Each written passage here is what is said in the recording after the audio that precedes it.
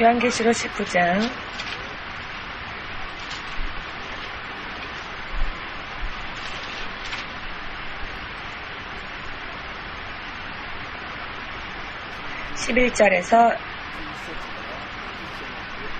11절에서 20장 3절까지 이어서 읽겠습니다. 요한계시록 19장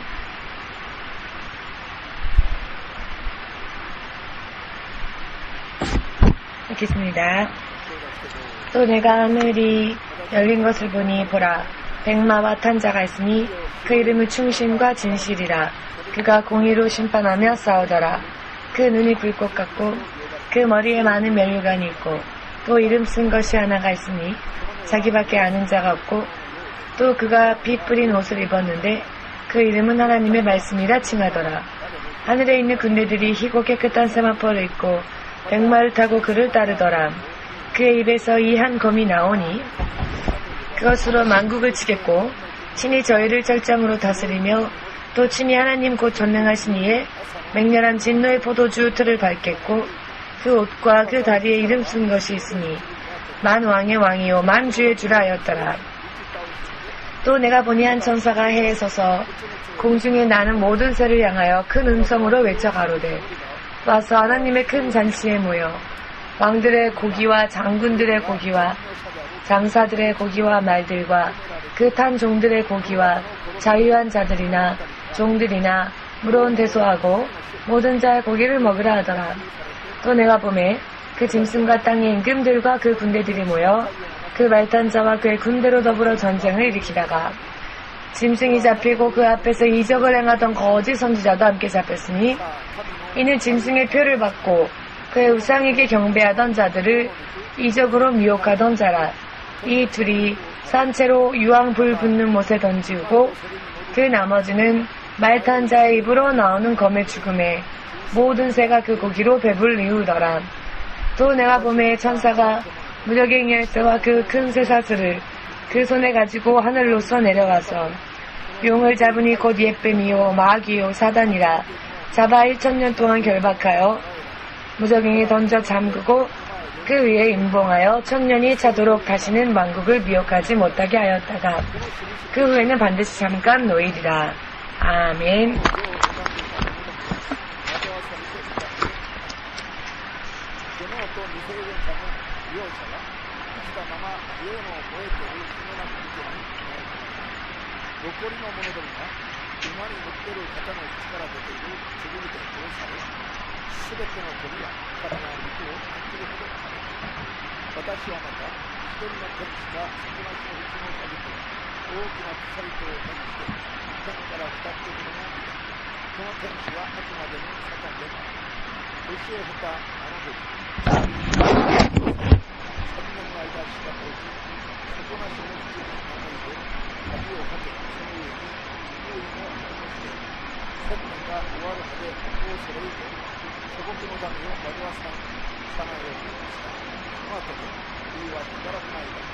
아멘. 기도하겠습니다. 만군의 주 되신 하나님, 주님의 성령의 능력을 채워받고 주의 자녀들이 육의 생각과 이 땅의 지식 지혜로는 알 수 없는 주님의 거룩한 진리의 말씀과 그 영적인 생활과 능력과 권위를 낱낱이 바르게 깨달을 수 있도록 도와주시옵고 진실로 이 시간이 주의 자녀들의 영원한 인생을 위하여서 믿음을 굳건히 만들어 나아갈 수 있는 거룩한 시간 될 수 있도록 한 사람 한 사람을 축복하여 주시옵소서. 모든 것을 주의 성령께 맡기오니 주의 성령을 통하여 바른 것을 전할 수 있도록 이 종의 입술 또한 써 주시옵소서. 예수님의 이름으로 기도합니다. 아멘. 할렐루야.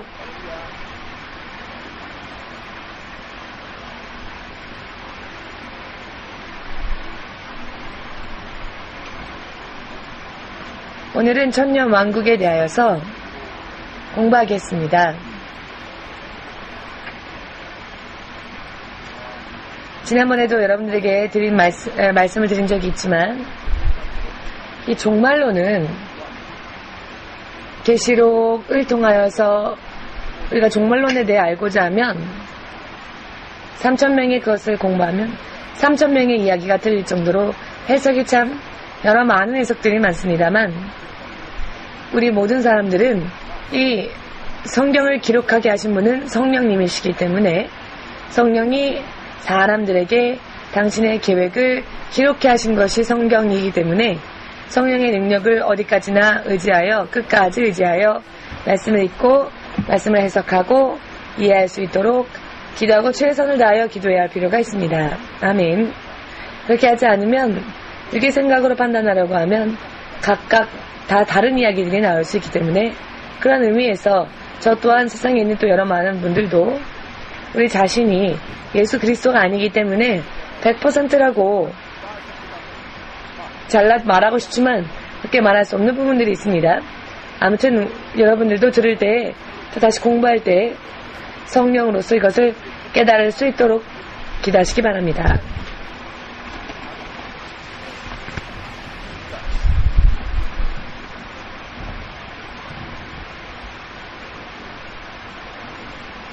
성경은 모든 것이 다 그렇습니다만 공부라는 목적은 무엇입니까? 지식을 얻는 것이 공부하기 위한 공부, 공부를 위한 공부, 지식을 위한 공부, 이와 같은 것이 목적이 아닙니다. 이 말씀을 공부함으로써 우리들의 믿음이 바르게 서고 깨어서 승리할 수 있는 믿음 생활을 할 수 있도록 그 목적을 두어야 할 것입니다. 아멘. 종말론을 공부하는 것으로 인하여 여러분들이 주 예수의 공중재림하실 때에 이 땅에 남겨지는 일이 없이 반드시 들림받을 수 있는 믿음 위에 올바로 서야 할 것입니다. 이를 위하여서는 육의 생명을 거는 일이 있다 할지라도 육체의 생명을 걸고 육체의 생명을 드리는 일이 있다 할지라도 첫째 부활에 참여할 수 있도록 노력하지 않으면 그 후에는 이 땅의 환란을 통과하여 갈 수밖에 없습니다. 이 지상의 환란을 통과한다 할지라도 구원받는 자들이 나온다고는 하지만 그것은 지금의 우리들의 말과 머리로는 상상할 수 없고 표현할 수도 없는 그런 환란이 이 땅에 찾아오는 그 환경 속에서 걸어가야 하기 때문에 그 환경과 지금 이 시간에 비교하건대 지금 이 시간은 정말 예를 들자면 천국과 같은 것입니다. 물론 천국은 아니지만 그 대환란의 때를 비교하건대 지금은 천국과 같은 것이다 라는 것입니다. 물론 이것은 예입니다. 지금 이 자리가 천국이라는 것이 아니라 비교해보면 그렇다는 것이죠. 그렇기 때문에 지금은 아무리 자살을 하고 싶을 정도로 고통스러운 일이 있다 할지라도 대환란을 통과하는 사람들이 겪는 고통에 비교하건대 천국과 같은 것이다. 이 같은 것을 깨닫고 지금 해야 할 일을 영적인 믿음 생활을 온전히 후회가 남지 않도록 바르게 하기 위하여서 종말론에 대하여 또한 성경을 공부해야 하는 것입니다. 아멘. 천녀만국 먼저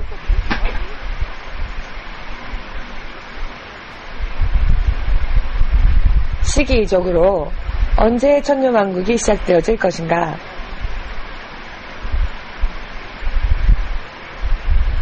시기에 대해서 잠시 생각해 보겠습니다. 시기는 7년 대환란의 마지막 때쯤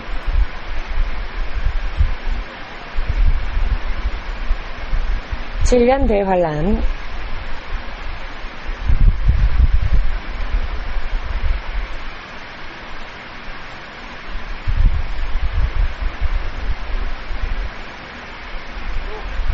7년 대환란의 마지막 때쯤에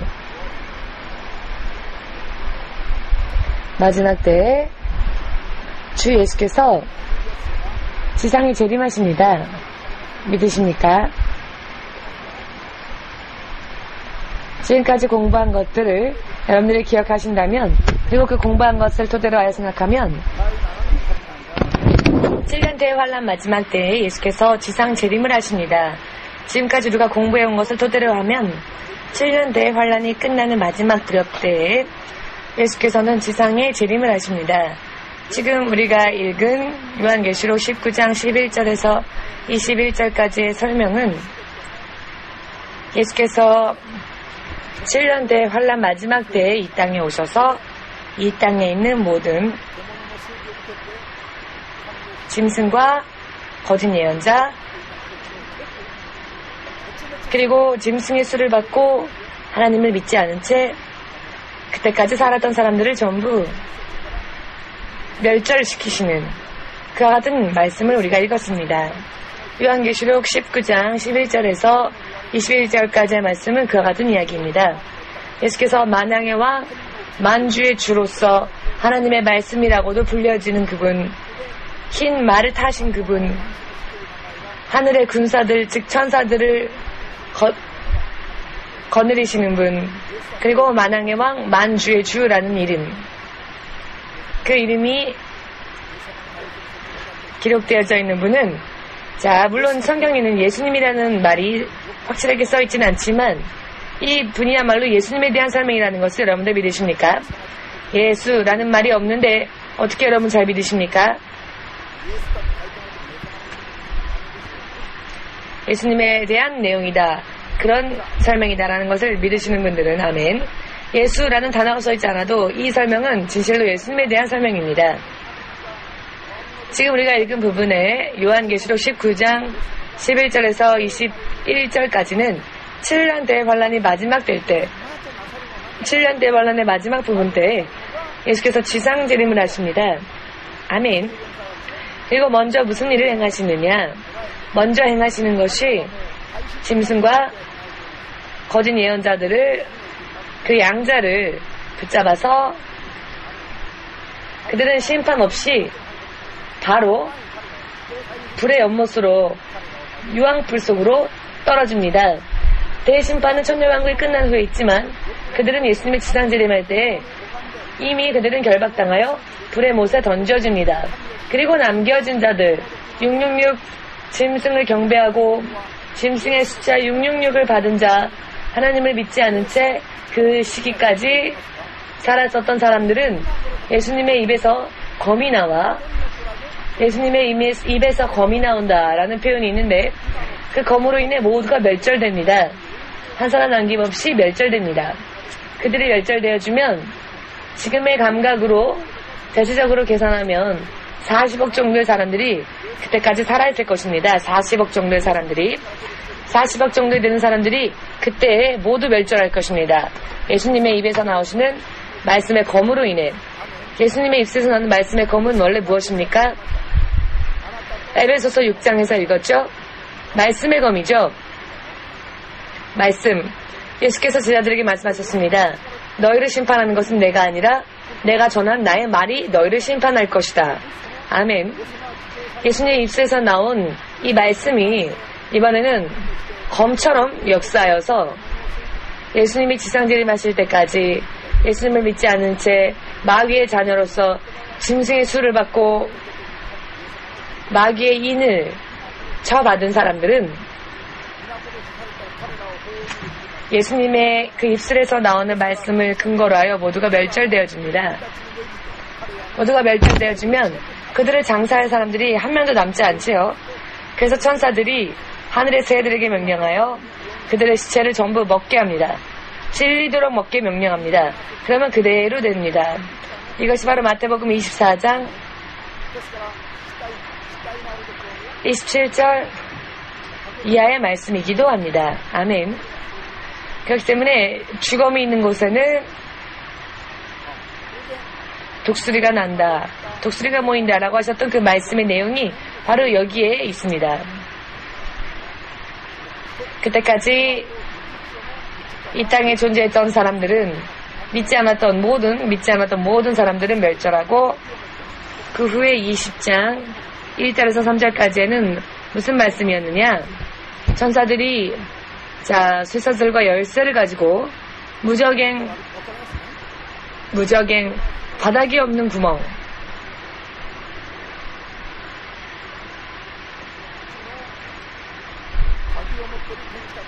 무적행 끝이 없는 구렁텅이, 이 무적행의 열쇠를 가지고 있는 천사가 사탄, 용, 옛뱀이라고도 불려졌던 그 마귀를 결박하여 쇠사슬로 사슬로 결박하여 무적행 속에 넣으며 그 입구를 봉인합니다. 그 입구를 봉인하여서 그를 가둬둔다라는 뜻입니다. 여기까지가 이와 같은 작업이 일어나고, 이런 작업이 무적행 속에 누구를, 이 무적행 속에 마귀를 결박하고 난 후에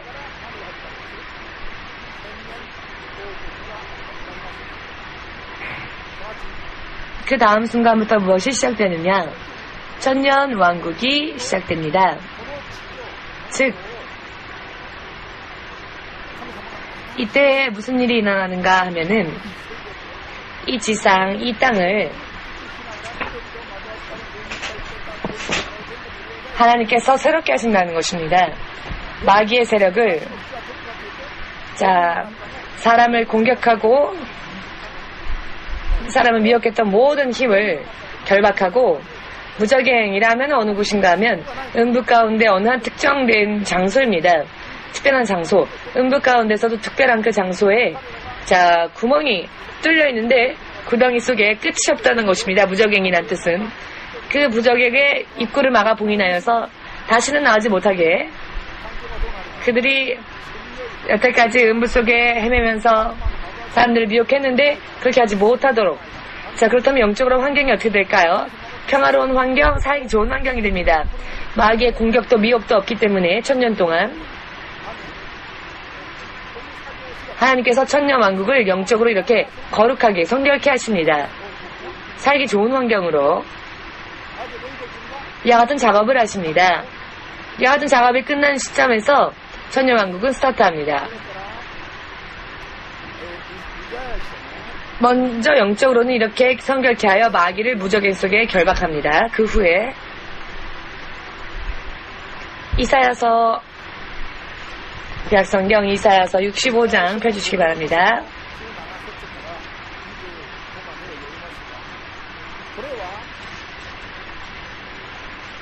(17절에서) 25절까지 읽겠습니다. 우리가 이제 읽을 이 말씀은 무엇을 의미하는가 하면은 천년 왕국에 들어가게 될 이 땅, 이렇게 영적이 아니라 눈에 보이는 이 땅, 만물을 새롭게 창조하시는, 만물을 새롭게 하시는, 이것은 자칫 잘못하면 신천지, 하늘에서 내려오는 낙원, 영원히 우리가 들어가게 될 천국, 요한계시록 21장 1절에서 4절까지 구원받을 모든 이들을 위하여 이 땅에 내려오는 신천지와, 자칫 잘못하면 잘못 생각할 수 있습니다만 그것은 틀립니다.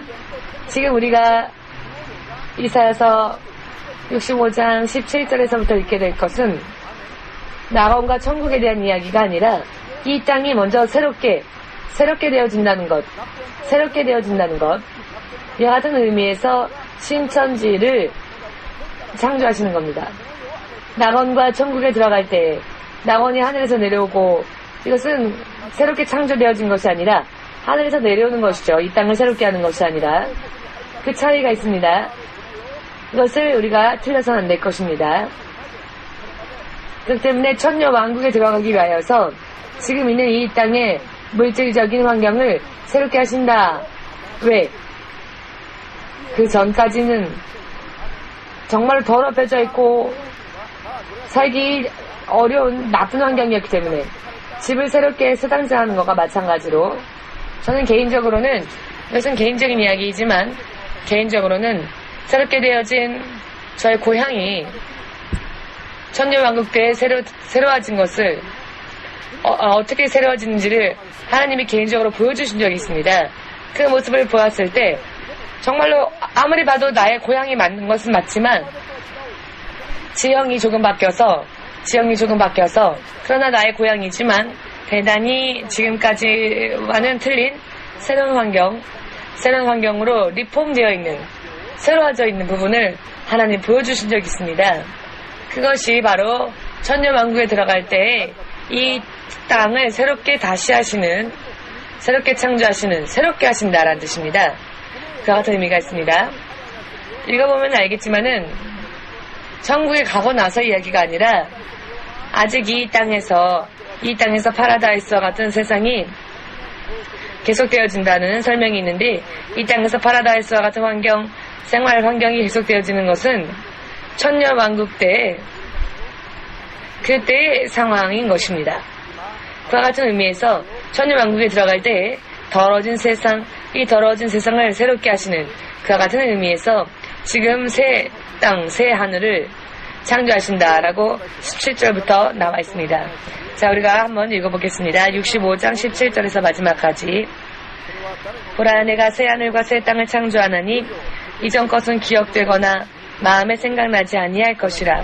너희는 나의 창조한 것을 인하여 영원히 기뻐하며 즐거워할지니라.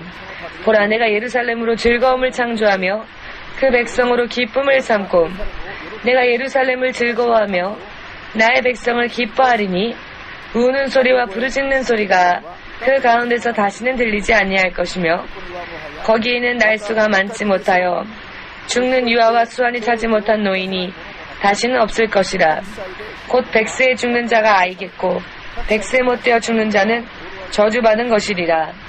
그들이 가옥을 건축하고 그것에 거하겠고 포도원을 재배하고 열매를 먹을 것이며 그들의 건축한 데 타인이 거하지 아니할 것이며 그들의 재배한 것을 타인이 먹지 아니하리니 이는 내 백성의 수완이 나무의 수완과 같겠고 나의 백성의 수완이 나의 택한 자가 그 손으로 일하는 것을 길이 누릴 것이며 그들의 수고가 헛되지 않겠고 그들의 생산한 것이 재난에 걸리지 아니하리니 그들은 여호와의 복된 자의 자손이요 그 소생도 그들과 함께 될 것임이라.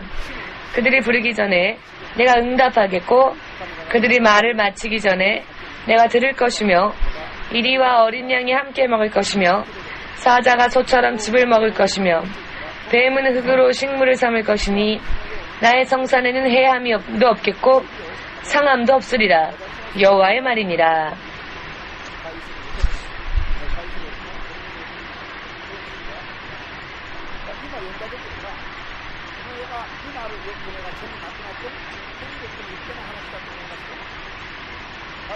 지금 읽은 이 부분이 지금 이 땅에 있는 것이 다 없어지고 천국에 가고 난 후의 이야기라고 여러분 생각하십니까? 아직 이 땅이 계속되어지는 상황입니다. 이 땅이 아직 계속되어지는 상황인데 지금과의 땅과는 틀리게 새로워져 있는 평화로운 땅, 새롭게 창조되어진 땅으로 되어 있는 것입니다. 천년왕국 때의 우리의 삶을 설명하고 있는 부분이라는 것을 그렇게 해석하는 것이 옳다고 생각합니다. 자, 지금 여기 17절에서 우리가 읽고 있는 새로운 하늘, 새로운 땅을 창조하시는 것은 이 땅을 새롭게 하신다라는 의미입니다. 이것은 신천지, 하늘에서 내려오는 신천지 낙원, 영원히 우리가 천국의 일부분으로서 낙원에 들어가서 영원히 사는 그런 의미에서의 신천지하고는 틀립니다. 그것은 창조되어지는 것이 아니라 이미 준비되어져 있던 것이, 단장되어져 있던 것이 내려오는 것이죠. 지금 우리가 읽은 이사야 65장의 말씀은 요한계시록 21장 1절에서 4절에서 나오는 하늘에서 단장되어진 새 예루살렘 내려오는 것은 낙원에 대한 것, 천국에 대한 것입니다. 지금 읽은 65장의 말씀은 생명의 나무가 과연 이 장소에 있을까요, 없을까요? 지금 우리에게 설명하고 있는 65장 17절에서 나오는 이 환경 속에는 요한계시록에 나오는 생명의 기가 있을까요, 없을까요? 없습니다. 그러나 하늘에서 내려오는 신천지, 즉 낙원은 생명의 나무가 있습니다. 아멘. 그 점이 틀린 것이죠.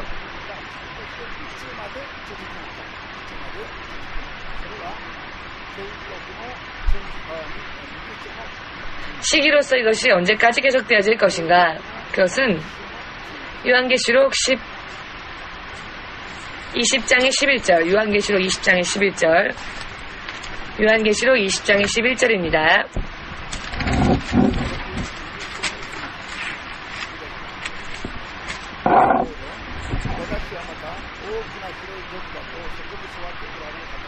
요한계시록 20장 11절 또 내가 크고 흰 보좌와 그 위에 앉으신 자를 보니 땅과 하늘이 그 앞에서 피하여 간데 없더라.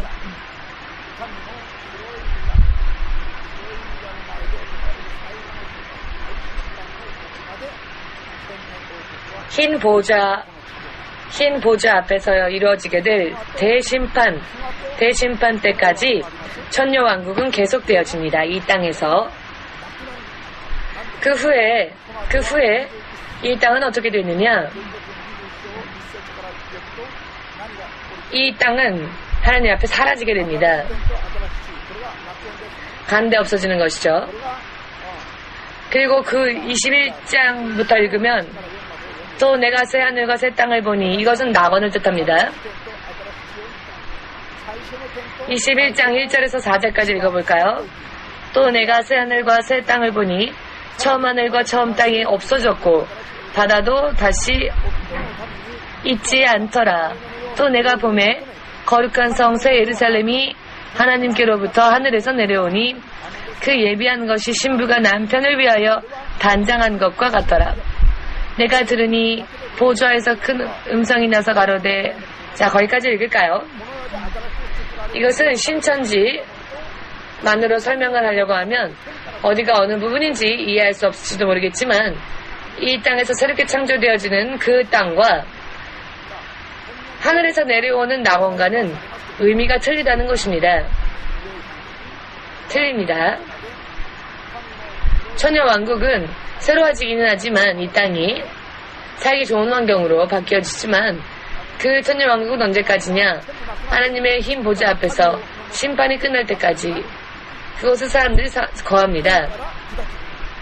그 후에는 전부 다 간도 곳 없이 사라지고 하나님의 나라가 즉 낙원이 하늘에서부터 내려옵니다.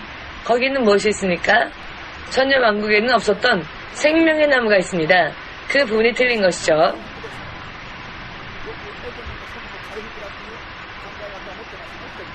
그렇다고 하면 이 천녀왕국은 에덴 동산의 회복입니까? 에덴 동산의 회복이다 라고 하는 생각을 사람들이 많이 가지고 있는데 천녀왕국에 대하여서 에덴 동산의 회복입니까? 라고 질문하는 분들이 계시는데 에덴 동산에 대해서는 공부하였으니까 여러분 기억을 해보십시오. 에덴 동산의 회복입니까? 혹은 그 이상의 것일까요? 에덴 동산에는 무엇이 있었습니까?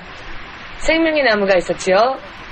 그러나 에덴 동산에는 마귀가 역사했습니까? 역사하지 않았습니까? 에덴 동산에조차 마귀가 역사하고 있었습니다. 천녀왕국에는 마귀가 역사하지 못하게 됩니다. 왜냐하면 무적행 속에 들어가 그 입구가 봉인되어져 버렸기 때문에 천년 동안 활동을 할 수가 없습니다. 이 부분이 틀리죠. 그러나 생명의 나무는 있습니다. 그 부분이 틀린 것이죠.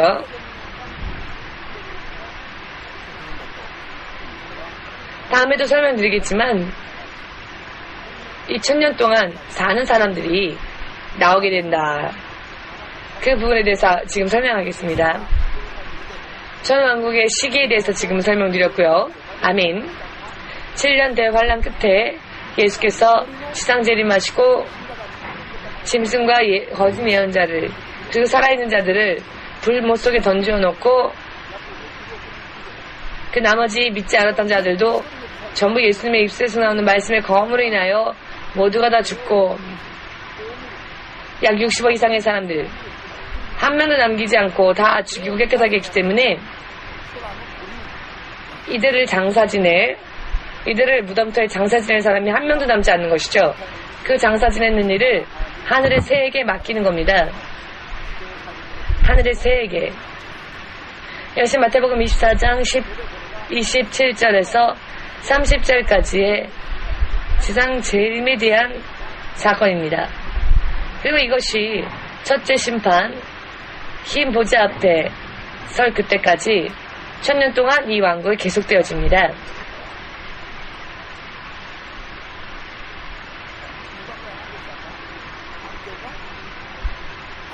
그리고 두 번째, 환경이 새로워진다. 아멘.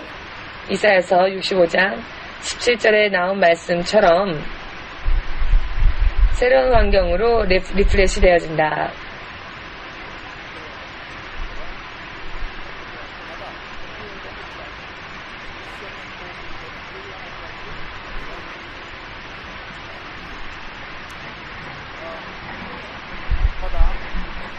이것은 천녀왕국에서의 행복한 삶에 대해서 전하고 있습니다. 여기에 또 백세에 죽은 자는 저주받은 자라 할 것이요, 이런 말씀 등등이 있는데 이 부분에 대해서는 나중에 설명하겠습니다. 세 번째는 천녀왕국에서의 삶.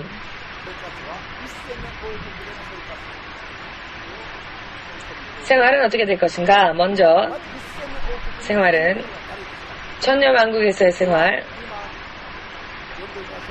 그래서 성경을 통해 생각해 보겠습니다. 먼저 천녀왕국에 들어갈 자들은 누구일까요? 읽어볼까요? 요한계시록 20장의 4절에서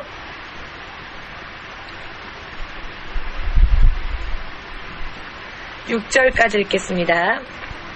요한계시록 20장 4절에서 6절까지 읽겠습니다.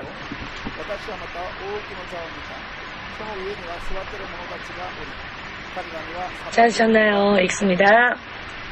또 내가 보좌들을 보니 거기 앉은 자들이 있어 심판하는 권세를 받았더라. 또 내가 보니 예수의 증거와 하나님의 말씀을 인하여 목 배임을 받은 자의 영혼들과 또 짐승과 그의 우상에게 경배하지도 아니하고 이마와 손에 그의 표를 받지도 아니한 자들이 살아서 그리스도로 더불어 1000년 동안 왕노릇하리니 그 나머지 죽은 자들은 그 1000년이 차기까지 살지 못하더라. 이는 첫째 부활이라. 이 첫째 부활에 참여한 자들은 복이 있고 거룩하도다. 둘째 사망이 그들을 다스리는 권세가 없고 도리어 그들이 하나님과 그리스도의 제사장이 되어 1000년 동안 그리스도와 더불어 왕노릇하리라. 이 천년 왕국에 들어가는 자들은 먼저 첫째 부활에 참여한 자들입니다. 첫째 부활에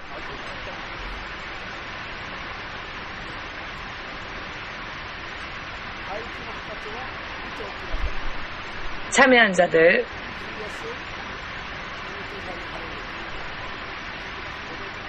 첫째 부활은 언제 일어납니까?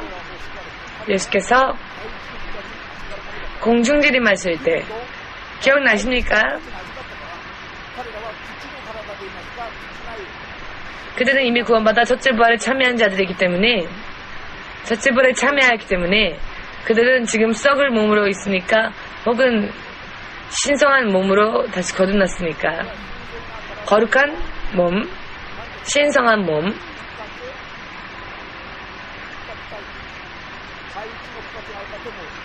신성한 몸이라고 하는 것은 무슨 뜻인가?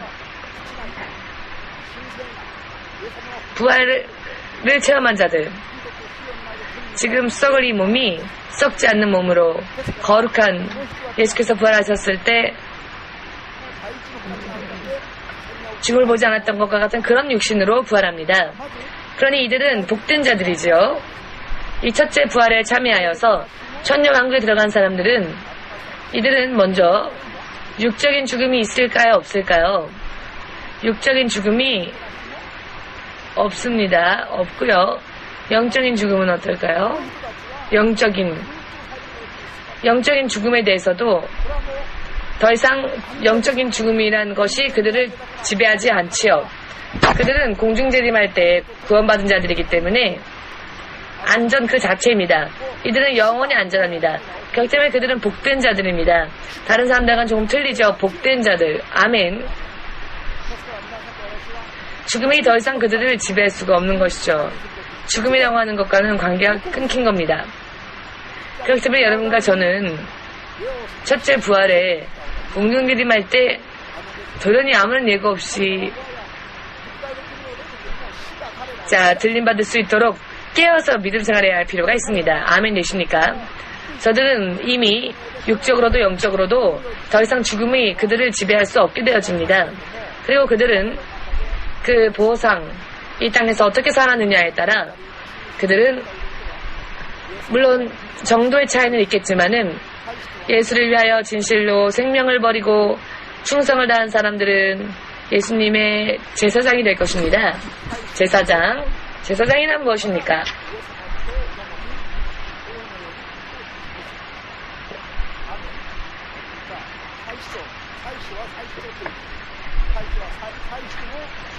예수님의 제사장이 되고 예수님처럼 함께 이 나라 천년왕국을 통치하고 다스릴 수 있게 됩니다. 제사장의 우두머리는 대제사장이죠. 지금은 목회자들이 목사라고 부르고 불려지고 있지만 예전에는 제사장들 그리고 혹은 대제사장들이 있었습니다.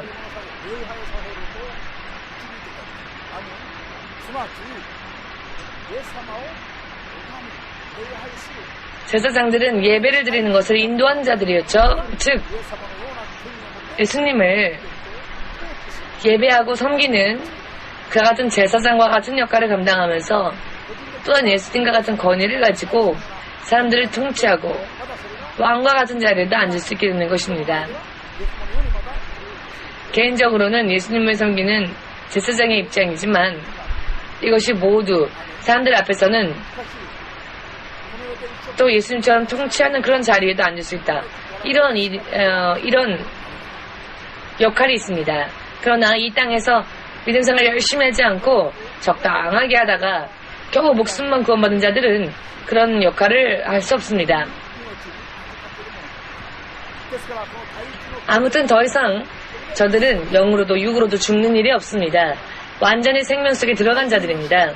그렇기 때문에 이 첫째 부활에 참여하고 그리고 천년왕국에 들어가는 사람들은 복된 사람들이다. 둘째 죽음이 둘째 사망이 그들을 다스릴 수 없기 때문에 지금 우리가 읽었죠. 이 사람들은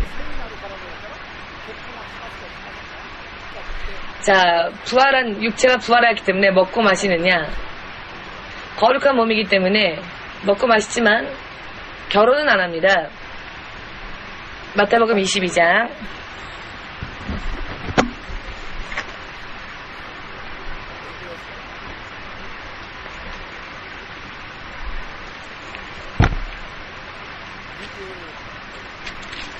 마태복음 22장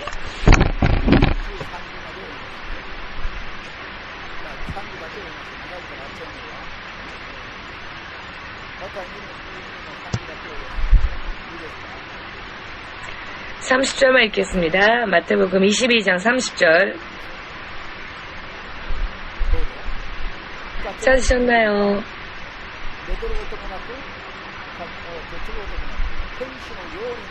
읽습니다.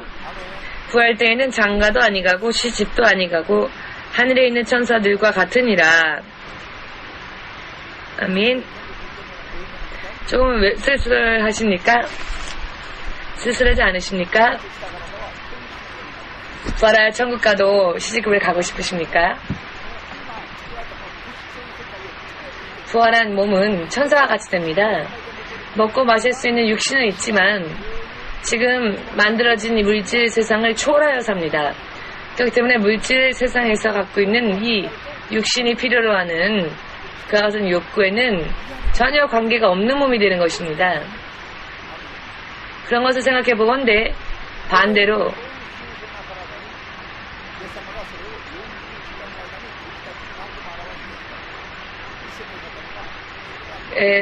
거룩한 몸이 되는 것이죠. 예수님은 그 거룩한 육신을 40일이나 제자들에게 보여주셨죠. 그것이 바로 좋은 모델입니다. 그렇게 됩니다. 우리도. 그래서 물질의 이런 어떤 물질 세계의 벽이 있다 할지라도 관계가 없죠.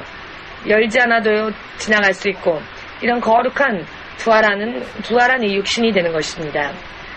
더 이상 지치는 일도 눈물도 없고 이 사람들은 사망과도 저주하고도 아무런 관계가 없는 그런 멋진 인생을 무한히 시간이 지나면 낙원에서 천국에 가서 그런 시간적인 순서가 남아있지만 그들은 완전히 구원받고 예수님과 같이 사는 사람들이 되는 것입니다. 아멘.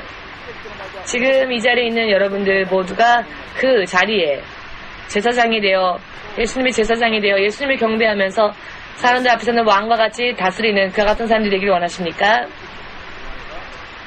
그렇게 원하신다면 지금 이때에 깨어서 예수님의 재림에 온전히 틀림이 없이 그 재림을 맞이할 수 있도록 준비해 나간다면 가능케 됩니다. 이해되시는지요?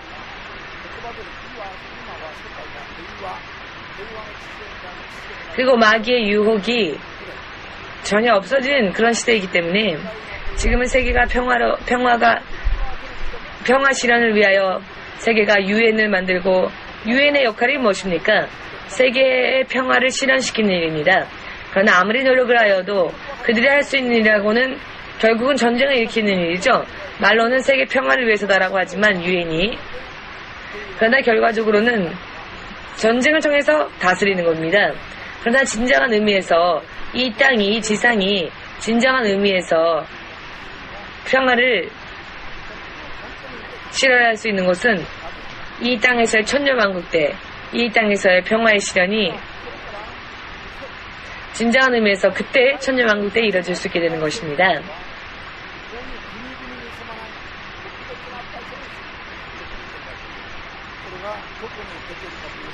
첫째 부활에 참가한 성도들은 이런 나라에 살지 않고 특별한 장소에 삽니다. 그 말씀이 어디에 나와 있느냐 하면은 요한계시록 20장 9절을 읽어볼까요? 요한계시록 20장 9절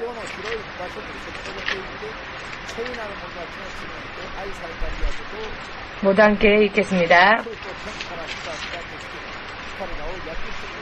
저희가 지면에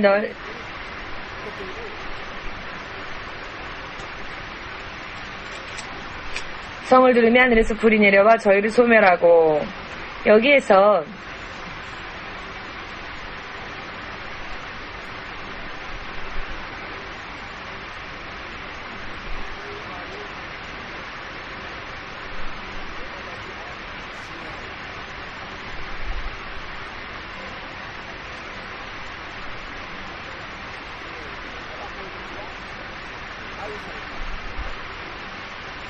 성도들의 짐, 또 하나는 사랑하시는 성. 이 두 특별한 장소가 성경에 기록되어져 있습니다. 이것이 첫째 부활에 참여하여 천년왕국에 들어간 구원받은 성도들의 사는 거처입니다. 특별한 장소. 이것은 이 세상에 있다고 해서 이 세상의 여러 많은 곳에 사는 것이 아니라 아주 특별한 성과 같은 도시, 그와 같은 곳에서 특별한 장소에서 우리는 살게 됩니다. 그렇기 때문에 지금은 조금 좁은 곳에서 일본의 이 정말 좁은 주택 환경, 이 주거지에 살면서 불평불만 말하지 말고 천년왕국에 가면 이 땅에는 볼 수 없을 정도의 놀라운 아름다운 도시에서 우리가 살게 되기 때문에 아멘. 그때는 좁다라는 말을 쓸 필요가 없게 될 것입니다. 느낄 일도 없을 것이고요. 왜냐하면 성이라고 해도 모든 믿는 자들이 유유자적하게 살 수 있는 그 같은 환경이 만들어진 것이기 때문에 일본에서 가장 넓은 그 집의 면적은 황실이죠. 몇천 평이나 되죠. 그러나 이 천년왕국의 거처와 비교하건대 저런 것은 아무것도 아닙니다. 아무리 그 천황이 사는 곳에 가도 뱀도 있고 개구리도 있고 더러운 것들도 있지 않습니까? 그러나 이 거룩한 성에는 더러운 것이 존재하지 않는 곳입니다. 아멘 되십니까? 지금 이것이 이 땅에는 이 땅에 있습니까? 이라크 어딘가에 가면 있을까요? 없습니다. 이사야서 65장 17절 소리가 읽었죠? 새롭게 창조되어지는 것입니다. 하나님이 이 땅에서 새롭게 창조하시는 것입니다. 그 같은 환경에서 우리가 거하게 됩니다. 지금은 그러니 방 하나밖에 없다 할지라도 만족합시다. 좁더라도 만족합시다. 전부 위로를 얻을 때가 올 것입니다. 천국에 가기 전에 먼저 이 땅에서 1000년 동안 위로를 받을 수 있습니다. 자, 앞으로 여러분들의 여명이 얼마나 남았을까요? 저는 앞으로 한 20명? 저는 20년 이상의 일을 생각하지 않습니다. 길어봤자 20년이겠지라고 생각합니다. 저는 저의 여명이 한 20년이라고 생각합니다. 제가 첫째 부활에 참여했을 때 여러분들은 이 땅에 남고 싶으십니까? 이 땅에서 더 장수하고 싶으십니까?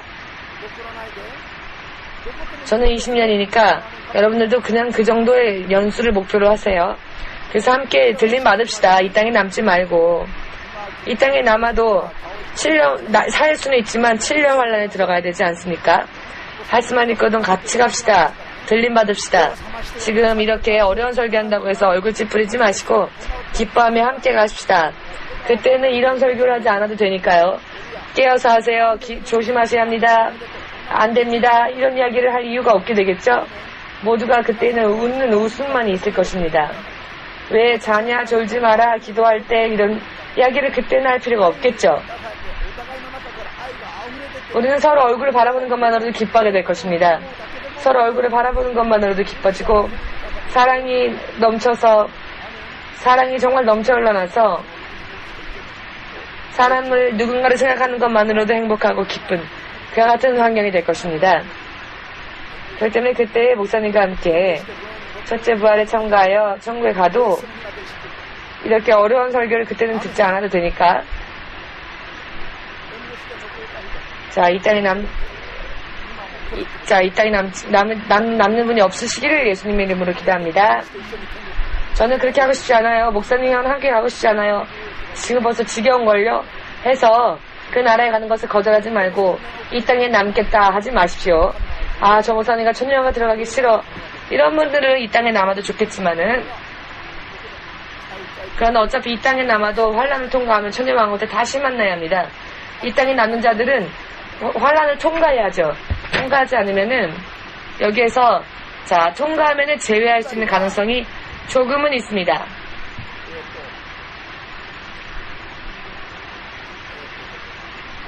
문제는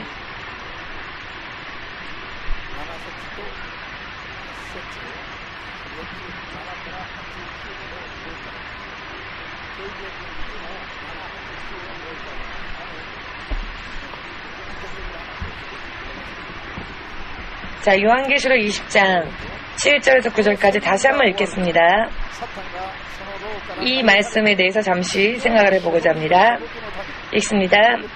천년이 참에 사단이 그 옥에서 놓여 나와서 땅의 사방 백성 곡과 마곡을 미혹하고 모아 싸움을 붙이리니 그 수가 바다 모래 같으리라. 저희가 지면에 널리 퍼져 성도들의 진과 사랑하시는 성을 두름에 하늘에서 불이 내려와 저희를 소멸하고 또 저희를 미혹하는 마귀가 불과 유황못에 던지우니 거기는 그 짐승과 거짓 선지자도 있어 세세토록 밤낮 괴로움을 받으리라.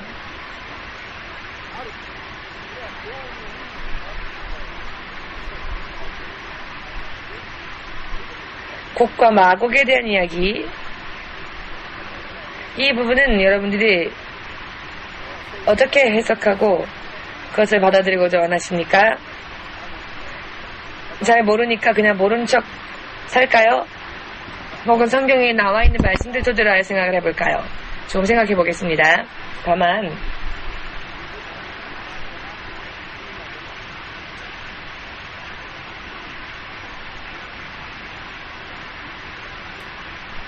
지금 20장 7절에서 9절까지 말씀을 읽었습니다.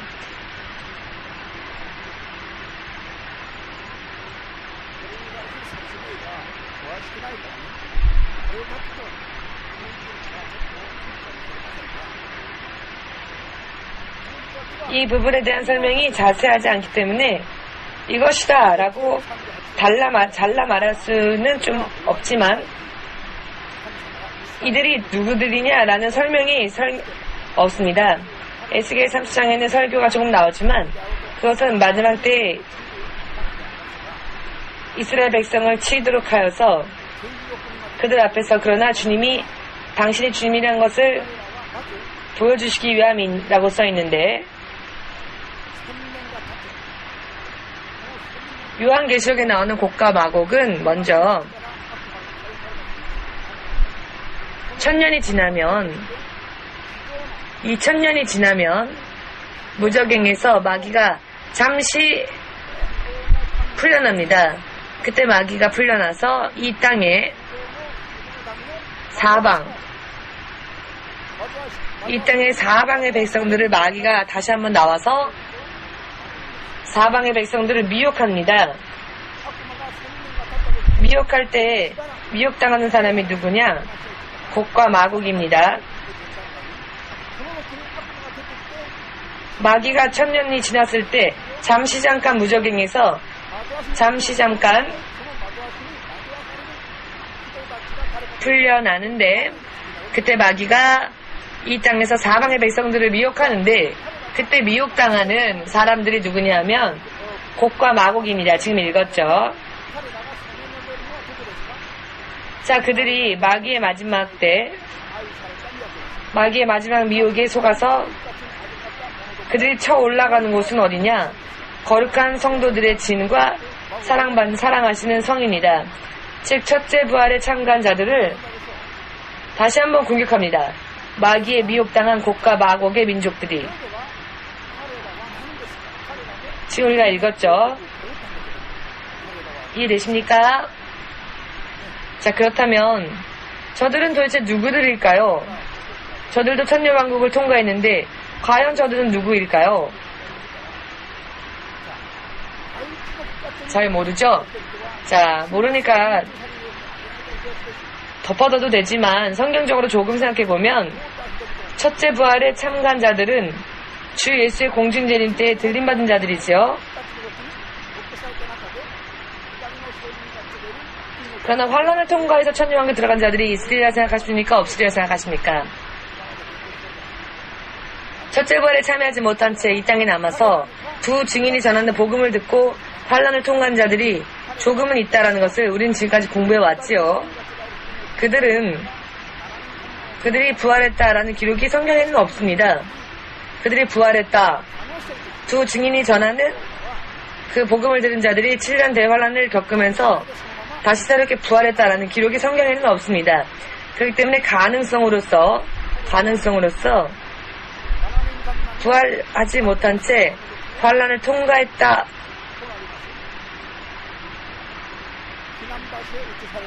칠 년 대환란의 마지막 3년 반 때에 어떻게 되느냐? 피난처로 잠시 옮겨져서 하나님의 양육을 받지요. 그대로 두면 환란을 통과할 수가 없으니까. 믿으십니까? 지금까지 우리가 공부했습니다. 아마도 그들이 아닐까. 미혹당하는 자들이 바로 그들이 아닐까. 구원은 받았지만 양육받고 피난처를 통과해서 구원은 받았지만 그들의 몸도 부활했다라는 기록이 성경에 없기 때문에 이것을 근거로 하여 생각한다면 믿기는 믿지만 그래서 환란을 통과하긴 통과했지만 부활했다라는 기록이 없는 것으로 보아서 그들은 육신을 입은 채로 환란을 통과하고 그대로 천년왕국에 들어갔을 가능성이 있다. 생각해 볼 건데 곡과 마곡과의 연관성이 이렇게 찾아볼 수 있다라고 할 수 있을 것입니다.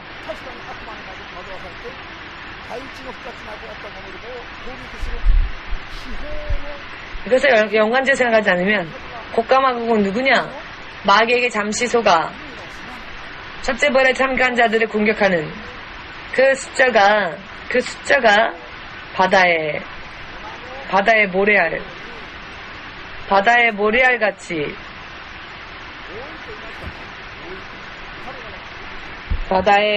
같이 이게 많습니까? 적습니까? 많지요. 많다.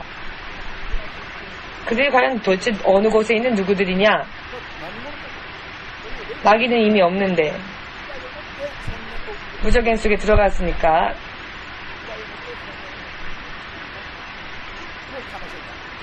자, 이들은 육신을 가지고 천년왕국에서 살고 있었던 자들이라 할 수 있을 것 같습니다. 그럴 가능성이 읽다 보면은 있습니다. 그들이 숫자가 모래알처럼 많았다는 것입니다. 처음부터 그렇게 많지는 않았을 겁니다. 환란을 통과한 자들이 부활의 찬스를 받지 못한 채 이 땅에 남았기 때문에 환란을 통과하면서 구원받은 자들이 처음에는 그 숫자들이 그렇게 많지 않을 겁니다. 그러나 1000년 동안 그들은 육신을 입고 있기 때문에 자연히 마귀의 공격은 없지만 자연 수명으로 옛날 1000년 동안 1000년 가깝게 무드셀라는 몇 살까지 살았죠?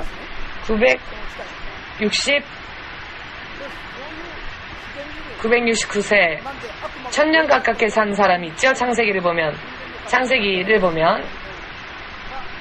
그와 같이 자연 수명이 왜 마귀가 더 이상 역사하지 않고 공격하지 않으니까 사람의 육신에 주어진 그 자연 수명이 수천년 왕국의 육신으로 들어온 자들에게 허용되어졌다라고 해도 이상하지 않는 부분입니다. 물론 이 부분은 믿지 않아도 좋습니다. 제가 이것을 여러분 믿으세요라는 의미는 아닙니다. 이걸 안 믿으면 지옥 간다 그런 의미도 아니고요.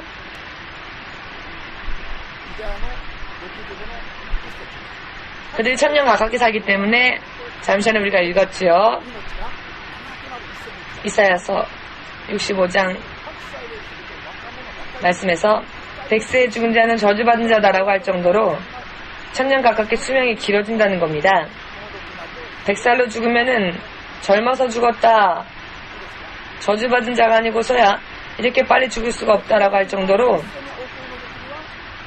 이때에는 자연 수명이 길어진다는 것이죠.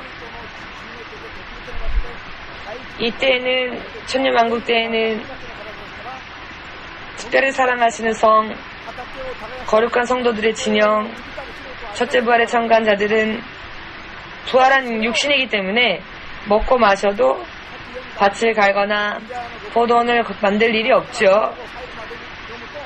그러나 이것을 잠시 전에 읽은 이사야서 65장의 17절에서 18절 마지막 말씀을 읽어보면 포도원을 건설하고 내가 재배한 포도를 다른 타인이 마시는 일이 없을 것이다 라든지 내가 일한 노력의 결과가 다 나을 것이 되고 누구에도 뺏기지 않는다, 이런 생활하는 사람들은 바로 부활의 육신을 입지 못한 자들이 천년왕국에서 살 때 이렇게 산다는 것을 뜻하는 것입니다. 천년왕국에서 이렇게 포도원을 만들고 재배하면서 그러나 뺏기는 일은 없죠. 마귀가 역사하지 않으니까. 바로 그들이 미혹받을 가능성이 큽니다. 육신으로 그들은 노동하며 육신을 위하여 포도원을 재배하지 않으면 안 되니까. 그들은 100년에 죽으면 빨리 죽었다라고, 왜 자연 수명이 1000년 가깝게 다시 돌아오니까, 그런 시기이기 때문에, 왜 마귀가 더 이상 방해하지 않으니까요. 그와 같은 가능성을 우리가 발견할 수 있습니다. 그들은 처음에는 숫자가 적었지만 1000년 동안 아이를 낳고 할 수 있겠죠.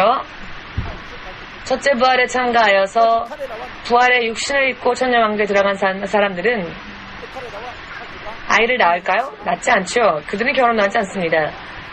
그러나 여기 이쪽에 있는 고난을 통과한 쪽 사람들은 육신을 입고 있기 때문에 아이를 낳을 수가 있죠. 그래서 1000년이 지났을 때 천년왕국이 끝날 때쯤이 되면 그들의 숫자는 번성하여 늘어날 것입니다. 그리고 모래알처럼 많아질 것입니다. 그 숫자가. 그들을 1000년 후에 무적행 속에서 다시 한번 일시적으로 풀린 마귀가 다시 한번 그들을 해방하고 그들을 미혹합니다. 성경 어디를 읽어도 첫째 부활 이후에 성령이 역사하신다라는 약속이 없습니다. 공중재림 이후에 환란 때나 천년왕국 때 성령이 역사하시고 성령의 가르침, 성령의 열매, 성령의 은사 이와 같은 약속과 설명이 전혀 없습니다. 그렇기 때문에 그들은 마귀가 역사하지 않기 때문에 평화롭게 살기는 살지만 그들에게 성령의 능력은 없는 것입니다. 자연 수명으로 1000년은 살지만 영적으로는 강하다고 말할 수 없는 것이죠. 그래서 마귀가 다시 한번 그들을 미혹하면 미혹당한다고 해도 과언이 아닐 것이다. 그런 이야기인 것입니다. 한 군데 더 읽겠습니다. 이사야서 11장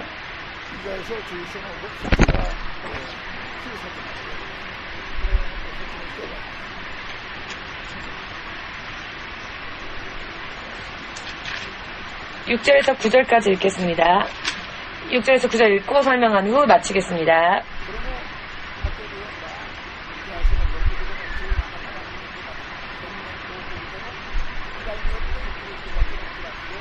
이것 또한 잠시 전에 읽었던 이사야서 65장 17절에서 25절까지의 천년왕국에서의 육신으로 사는 사람들에 대한 그 생활에 대해 설명한 부분입니다.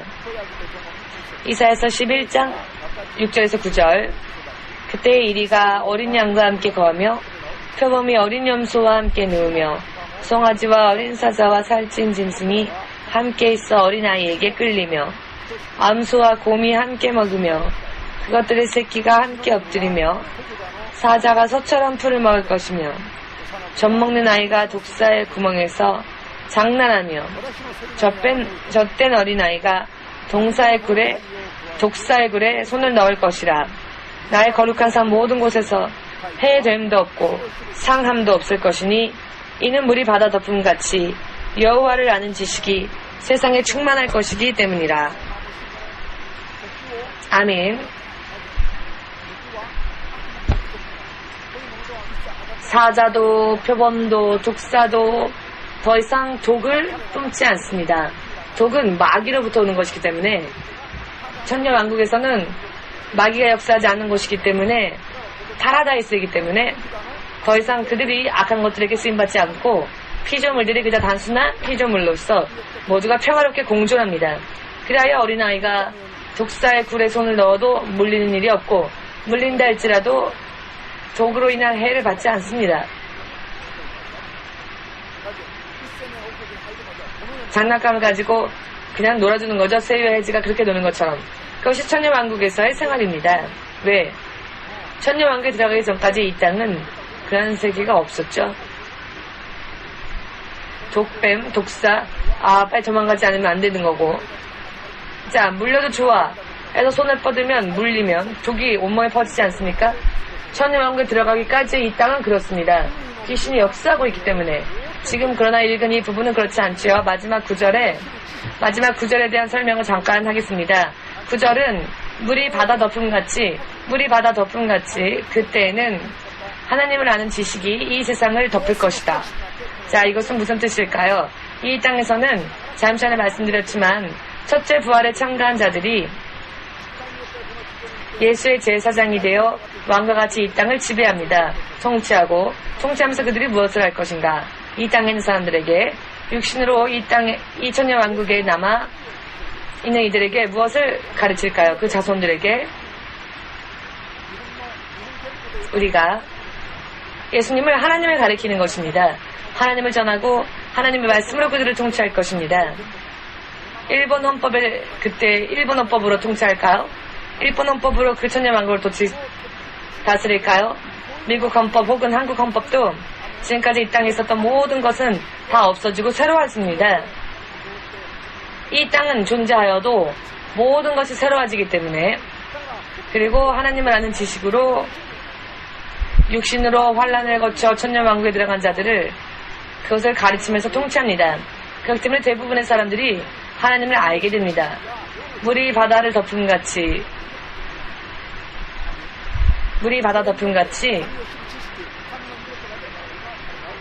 하나님을 아는 지식이 전 세상 사람들에게 퍼지게 되는 것입니다. 아멘.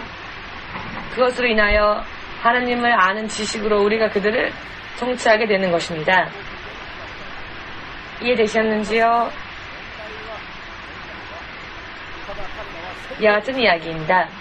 이와 같은 이야기가 천년왕국에서의 삶이 아닐까라고 추측이 되어집니다. 문제는 다만 저들은 성령시대가 아니기 때문에 육으로서 자연 수명으로 천년 동안 사는 축복을 받고 평화롭게 살긴 하지만 하나님을 알게도 되지만 성령이 역사하는 시대가 아니기 때문에 마지막 마귀가 천년왕국 후에 일시적으로 역사할 때 미혹당할 수 있습니다. 아마 미혹당하는 이들이 그들이 아닐까. 왜냐하면 그 이외에 다른 기록들이 없기 때문에 그렇게 생각하는 것 이외에 방법이 없지 않을까. 다만 여러분들은 마지막에 위험하지요. 그들은 첫째 부활에 참가한 자들을 그들이 공격하는데 하나님이 그것을 그대로 내버려 두실 리가 없지요. 하나님은 불을 내려 그들을 멸망시키십니다. 아멘. 그렇기 때문에 여러분들은 어느 쪽에 가고 싶으십니까? 지상을 통과하여 천년왕국에서 유의자작하게 살다가 그 후에 마귀에게 다시 미혹당하는 그와 같은 사람들의 무례 속에 들어가기를 원하십니까? 혹은 첫째 부활에 목숨 걸고 참가하여 이번에는 부활한 몸으로 천년왕국에 들어가서 육적으로도 영적으로도 죽음과는 관계없는 사망과 관계없고 하나님 나라에 들어가는 것이 정해진 그와 같은 길을 걷기를 원하십니까? 그렇게 가시기 바랍니다. 여러분들이 정말로 그렇게 되기 위해서 지금 우리가 종말론을 공부하는 이유가 여기에 있는 것이고요. 그렇게 되지 않는다면 지금까지 공부한 의미가 없습니다. 아멘. 이것을 알지 못하면 괜찮아, 예수 믿으면 구원받아, 아무것도 공부하지 못한 채 그냥 믿기만 하면 무조건 천국 갈 것이라고 공중제림이 돌연히 임할 때, 자, 그런 지식만 가지고 있으면 될까요, 안 될까요? 그렇기 때문에 그것을 눈을 깨어서 돌연 임재하셔도 영적인 그 음성, 나팔 소리를 듣고 우리가 들림받기 위해서 지금 종말론을 공부하고 있는 것입니다. 다음 주에는 대심판에 대해서 조금 공부하고 종말론은 다음 주로 마치겠습니다.